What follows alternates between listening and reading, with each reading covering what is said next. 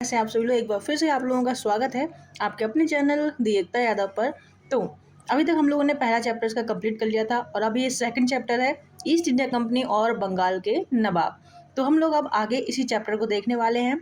और आप लोगों में से जो भी मुझे फॉलो करना चाहते हैं मेरे इस सोशल मीडिया प्लेटफॉर्म पर मुझे फॉलो कर सकते हैं। और इसी के साथ हम चैप्टर करते हैं अपना शुरू। तो हमारा ये चैप्टर है ईस्ट इंडिया कंपनी और बंगाल के नवाब। तो हम लोग इस वाली वीडियो में सिर्फ हम लोग ये पढ़ने वाले हैं, ठीक है। इसकी रीडिंग करेंगे, इसके क्वेश्चन हम लोग नेक्स्ट वीडियो में करेंगे। तो जिसको ये रीडिंग लेनी है वो इस वीडियो को देख सकता है, जिसको नहीं लेनी है वो नेक्स्ट वीडियो को देखे, जिसको एमसीक्यू करने हैं वो नेक्स्ट वीडियो को देखेगा। ओके, तो चलिए स्टार्ट करते हैं।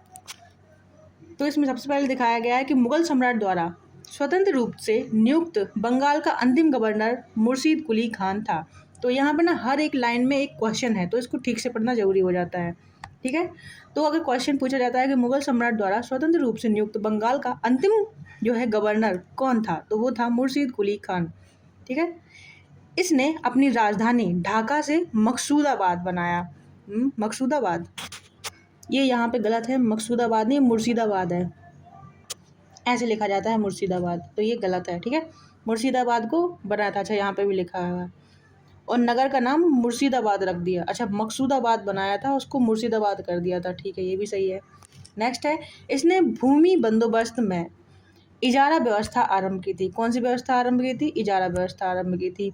अलीवर्दी खान ने यूरोपियों की तुलना मधुमक्खियों से की तथा कहा कि यदि उन्हें ना छेड़ा जाए तो वे शहद देंगी और यदि छेड़ा जाए तो वे काट काट कर मार डालेंगी।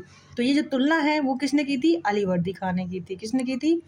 अलीवर्दी खान ने की थी, ठीक है। आगे देखें, इसकी मृत्यु के पश्चात, किसकी? जो अलीवर्दी खान है उसकी मृत्यु के पश्चात उसका दौहित्र जो है सिराजुद्दौला उत्तराधिकारी बना, ठीक है। ब्लैक होल की कथित घटना 20 जून 1756 को सिराजुद्दौला के समय में हुई थी। एक ब्लैक होल की घटना थी, उसमें ये कहा गया था कि बहुत सारे यूरोपियंस को या ब्रिटिशर्स को एक काल कोठरी में डाल दिया गया था। उसमें कम से कम मतलब छोटी सी जगह थी, उसमें 200-300 लोगों को भर दिया था, जिससे कुछ लोगों की मौत वहीं पे दम घुटने की वजह से हो गई थी। तो ये जो है ब्लैक होल की घटना है, और कथित इसलिए है क्योंकि कुछ लोग उसके ऊपर इल्ज़ाम लगा रहे होते हैं, ठीक है। सिराजुद्दौला के समय में हुई थी। J.Z. हॉलवेल, जो शेष जीवित रहने वालों में से एक था, के अनुसार 18 फीट लंबे तथा 14 फीट इंच चौड़े कक्ष में 146 अंग्रेज बंदी बंद कर दिए गए और अगले दिन उनमें से केवल 23 व्यक्ति ही बच पाए थे। तो ये थी ब्लैक होल की घटना, और यह घटना ब्लैक होल के नाम से प्रसिद्ध है। समकालीन मुस्लिम इतिहासकार गुलाम हुसैन ने अपनी पुस्तक सियार उल मुतखैरीन में इसका कोई उल्लेख नहीं किया। अगर इतनी ही बड़ी घटना होती तो उनके जो समकालीन इतिहासकार हैं, जो पुस्तक लिखने वाले हैं, जो लेखक है, वो जरूर इस घटना का कहीं ना कहीं उल्लेख करते। जैसे कि जब जलियांवाला बाग हत्याकांड हुआ था तो सबको पता था भाई कि इतनी बड़ी घटना कहीं हुई है, ठीक है। अब आगे, भारतवर्ष में ब्रिटिश साम्राज्य का संस्थापक लॉर्ड रॉबर्ट क्लाइव को माना जाता है। किसको? लॉर्ड रॉबर्ट क्लाइव को माना जाता है, जिसने प्लासी के युद्ध यानी कि 23 जून 1757 में बंगाल के नवाब सिराजुद्दौला को पराजित कर पहली बार भारत में ब्रिटिश प्रभुत्व की नींव रखी थी। इसके आगे जो प्लासी है, वर्तमान में जिसका नाम पलासी है, इसका युद्ध पश्चिम बंगाल राज्य के नदिया जिले में भागीरथी नदी के किनारे में स्थित है, ठीक है। अब अगर पूछा जाए कभी कि प्लासी कहाँ पे है, तो भागीरथी नदी के किनारे पश्चिम बंगाल में स्थित है। क्लाइव भारत में बंगाल में गवर्नर के पद पर 1758 से 1760 तक बना रहा, और उसके बाद में 1765 से 1767 यानी कि 1767 ईस्वी तक रहा। इस दौरान उसने अवध के नवाब सिराजुद्दौला के साथ इलाहाबाद की संधि की। अंग्रेज सैनिकों का एक श्वेत विद्रोह उसके समय में हुआ। क्लाइव द्वारा बंगाल में सफलतापूर्वक एक लुटेरा राज्य की स्थापना की गई। क्लाइव एक सैनिक के रूप में जन नेता था, ठीक है, सैनिक के रूप में जन नेता था। विलियम पिट का यह कथन था कि वह स्वर्ग से उत्पन्न सेना नायक था। किसने कहा था?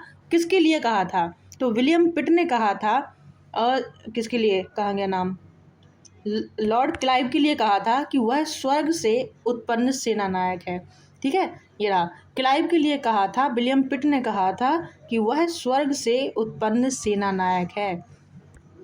ठीक है, इसके आगे अलीवर्दी खां के उत्तराधिकारी नवाबों में मीर कासिम सबसे योग्य था। पूर्णिया तथा जो मीर कासिम है वो अलीवर्दी खां के उत्तराधिकारी नवाबों में सबसे जो है योग्य था। पूर्णिया तथा रंगपुर के फौजदार के रूप में वह अपनी योग्यता पहले ही दर्शा चुका था। वह अपनी राजधानी मुर्शिदाबाद से मुंगेर ले गया। अब अपनी राजधानी को मुर्शिदाबाद से मुंगेर कौन ले गया था? तो वो ले गया था कासिम। कौन ले गया था? मीर कासिम।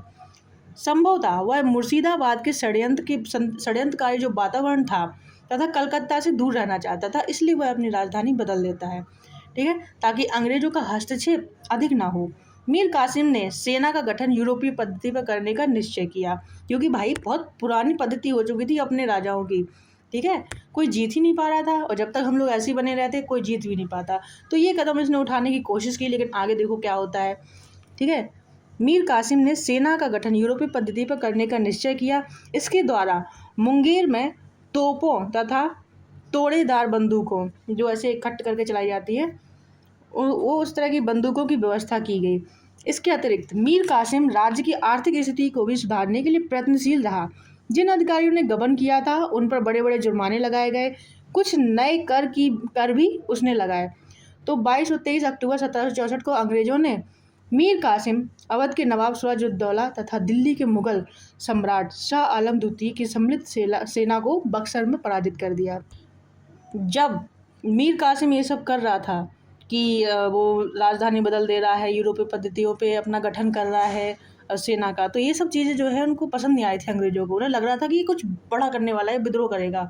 तो उन्होंने क्या किया, उसको प्लासी के युद्ध में हरा दिया था मीर कासिम को। तो उसने क्या किया कि उसने सोचा कि क्यों ना वो भाग के गया सबसे पहले अवध के नवाब के पास, और अवध के नवाब के पास ही वो थे, क्या बोलते हैं, अपने मुगल सम्राट शाह आलम द्वितीय। अब इन तीनों ने सोचा मिलके कि हम तीनों मिलके युद्ध करेंगे। जब इन तीनों ने मिलके युद्ध किया 22-23 अक्टूबर 1764 में, तो फिर ये तीनों के तीनों ही हार गए, और उस युद्ध को कहा जाता है बक्सर का युद्ध।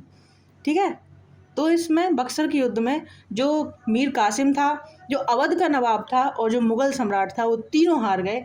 कब? 1764 के बक्सर के युद्ध में। और जब मुगल ही हार गए तो फिर क्या, पूरी की पूरी दिल्ली, पूरा देश उनके कब्जे में चला गया। किसके? अंग्रेजों के। इस युद्ध में अंग्रेजों की कमान मेजर हेक्टर मुनरो के हाथ में थी। इस युद्ध के समय बेंसीटाट बंगाल का गवर्नर था। ठीक है, बेंसीटाट बंगाल का गवर्नर था। इस युद्ध के परिणाम ने प्लासी के निर्णयों पर मोहर लगा दी। भारत में अब अंग्रेजों को चुनौती देने वाला कोई दूसरा नहीं बचा था, क्योंकि मुगल सम्राट ही चला गया और वहाँ पे मराठों की भी हालत इन्होंने ख़राब कर रखी थी। इलाहाबाद तक का प्रदेश अंग्रेजों के अधिकार में आ गया। दिल्ली विजय का मार्ग खुल गया। बक्सर का युद्ध भारतीय इतिहास में निर्णायक सिद्ध हुआ। बक्सर के युद्ध के समय बंगाल का नवाब मीर जाफर तथा दिल्ली का शासक शाह आलम द्वितीय था। तो ठीक है, मीर जाफर था बंगाल का नवाब उस टाइम पे, मीर कासिम नहीं था, जाफर था। ठीक है, मीर जाफर दिल्ली का शासक शाह आलम द्वितीय और अवध का नवाब।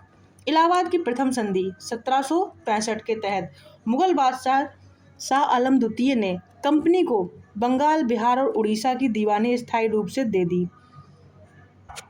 अब देखो, इस तरह से ये हो गया था कि अब चूंकि राजा हार चुका है तो अंग्रेज मुगल सम्राट से कुछ भी करवा सकते थे। तो अवध के नवाब से उन्होंने इलाहाबाद ले लिया, और इलाहाबाद लेके दे दिया मुगल सम्राट को। उनसे कहा कि अब तुम इलाहाबाद में रहोगे, और तुम जो मुगल सम्राट है तुम हमें बंगाल, बिहार और उड़ीसा की दीवानी दोगे, यानी कि यहाँ से टैक्स अब हम लेंगे। ठीक है, तो दीवानी का स्थायी रूप ले लिया, स्थायी रूप से दे दी। इलाहाबाद की द्वितीय संधि अगस्त 1765 में अवध के नवाब ने इलाहाबाद और काड़ा के जिले मुगल बादशाह शाह आलम द्वितीय को देने का वादा किया। तो यही सब एक्सचेंजेस चल रहे थे उस टाइम पे। फिर इस समय रॉबर्ट क्लाइव है, ईस्ट इंडिया कंपनी का बंगाल का गवर्नर था। इसी समय बंगाल में द्वैध शासन शुरुआत हुई। बंगाल में उसने द्वैध शासन लागू कर दिया। कंपनी ने दीवानी कार्य के लिए 2 उप दीवान, बंगाल के लिए उसने मोहम्मद रजा खान को और बिहार के लिए राजा सिताब राय को नियुक्त किया। शाह आलम द्वितीय का संपूर्ण जीवन आपदाओं से ग्रस्त रहा। अब वो तो रहने ही वाला था, ठीक है। उसे अंधा कर दिया गया। शाह आलम द्वितीय के समय में 1803 में दिल्ली पर अंग्रेजों का अधिकार हो गया। शाह आलम द्वितीय तथा उसके दो उत्तराधिकारी अकबर द्वितीय और बहादुर शाह द्वितीय ब्रिटिश ईस्ट इंडिया कंपनी के पेंशन भोगी मात्र बनकर रहे और 1765 में अंग्रेजों द्वारा सिलहट की दीवानी प्राप्त कर ली गई तथा बर्मा के युद्ध के बाद डेविड स्कॉट द्वारा सिलहट को जयंतिया तथा गारो पहाड़ी क्षेत्रों से जोड़ने के लिए सड़कों का निर्माण किया जाने लगा, जिसके विरोध के स्वरूप इन पहाड़ियों पर रहने वाली जो खासी जनजाति, अच्छा मेघालय में गारो, खासी और जयंतिया 3 तरह की जनजातियाँ रहती हैं, ठीक है। तो ये जब बर्मा के युद्ध करने के लिए गए तो वही ये किस्सा है, ठीक है। पहाड़ी क्षेत्रों में से जोड़ने के लिए सड़कों का निर्माण करने लगे। जो सिलहट क्षेत्र है उसको जो है वहाँ पे इन्हें सड़क बनानी थी, तो सड़क बनाने से पहले उन्हें जयंतिया, गारो और खासी इनसे पहाड़ियों से होकर गुजरना था, ठीक है। तो जब ये बनाने की कोशिश कर रहे थे तो उसी बीच में लोगों की झड़प हो जाती है, तो जिसके विरोध स्वरूप इन पहाड़ियों पर रहने वाले खासी जनजाति के लोगों ने अपने नेता तीरथ सिंह के नेतृत्व में विद्रोह कर दिया था, ठीक है। के.एम. पनिक्कर ने कहा है कि 1765 से 1772 तक कंपनी ने बंगाल में डाकुओं का राज स्थापित कर दिया। बंगाल में डाकुओं का राज स्थापित कर दिया, ठीक है। तो यहाँ पे हमारा ये पूरा चैप्टर यहाँ पे ख़त्म हो जाता है। अब बचते हैं इसके क्वेश्चन आंसर्स, ठीक है। तो क्वेश्चन हम नेक्स्ट वीडियो में करेंगे, ओके। तो मिलते हैं नेक्स्ट वीडियो में। टाटा बाय, राधे राधे, जय हिंद।